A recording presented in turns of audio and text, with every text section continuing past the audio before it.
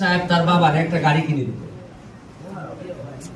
এখন আমাদের একজন কন্টেন্ট ক্রিয়েটর, তার বয়স আমার প্রায় অর্ধেক, সে তার বাবারে ওডি গাড়ি কিনে দিছে। ওডি গাড়ি আমার চালানোর সামর্থ্য নাই। যাই হোক, কিন্তু আমি বলতেছি যে এই বয়সে সে কতটুকু তার বাবা মার প্রতি তার একটা ভালোবাসা বা বাবা মায়ের করার যে চেষ্টা, এটা কোন বয়সে, এটা আগে কি সম্ভব ছিল যে 28 বছর বা 26 বছর বয়সে বাবা মারে কেউ ওডি কিনে দিতে পারছে? সম্ভব ছিল জীবনে? আমি তো এখন যদি আমার ওডি কিনে দিতাম আমার মারে, ওডি দূরের কথা, আমি তো প্রিমিয়াম কিনে দিতে পারতাম না।